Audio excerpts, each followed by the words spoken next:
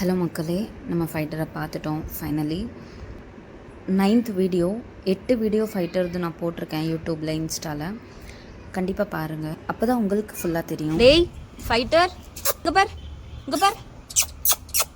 டேய் என்னடா,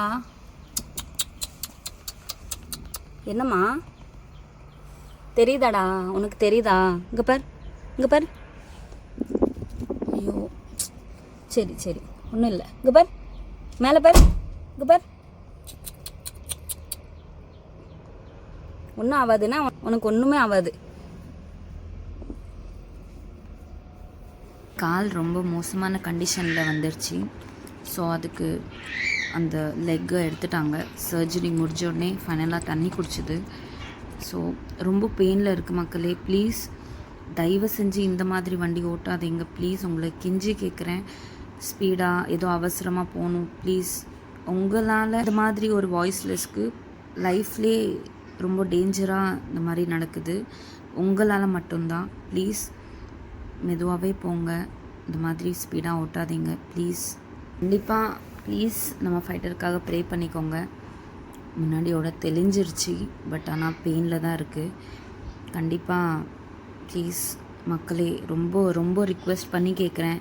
இந்த மாதிரி ப்ளீஸ், இந்த மாதிரி வண்டி ஓட்ட வேண்டாம், ஸ்பீடாக ஓட்ட வேண்டாம் ப்ளீஸ். அதுவும் ஒரு ஹைவேல நடந்தது. சரி ஓகே, நம்ம சொல்லலாம், சரி ஏதோ நம்மளால் பிரேக் போட முடியாது அந்த மாதிரி. பட் இது வந்து மன்னார்புரம் விளக்குலே சென்டர்லேயே நடந்திருக்கு. அவ்வளோ என்னங்க அவசரம், அவ்வளோ என்னங்க அவசரம் அவனுக்கு சொல்லுங்கள், பாவங்க.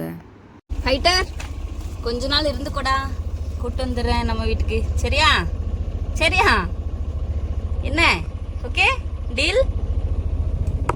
டீலா? என்ன அழுறியாடா? பாரு சிவா அழுது. ஐயோ பாவம், அழக்கூடாது. அழுதுருச்சு, கண் கலங்கியிருக்கு. ப்ளீஸ் நம்ம கொண்டு வந்து கொடுத்தாச்சு. ஸோ கொஞ்ச நாளில் நான் நம்ம அதை கூட்டிகிட்டு வந்துடுவேன். பிகாஸ் என்னென்னா என்னால் கரெக்டாக டைமுக்கு வந்து என்னால் பண்ண முடியாது. ஸோ ஃபஸ்ட்டே சொல்லியிருக்கேன் உங்களுக்கு. ஸோ கண்டிப்பாக நம்ம சங்கர் சார் நல்லபடியாக பார்த்துட்ருக்காங்க. அதுக்கப்புறம் நாங்கள் கிளம்பிட்டோம். அதுக்கப்புறம் சங்கர் சார் வீடியோவும் அனுப்புனாங்க. பரவாயில்ல, சாப்பிடுது. Please keep this little puppy in your prayers. Thank you friends.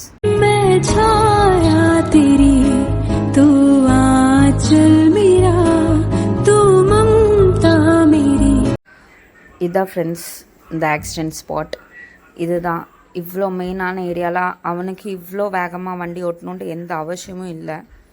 பாருங்கள், கண்டிப்பாக கர்மா அவனை சும்மா விடாது.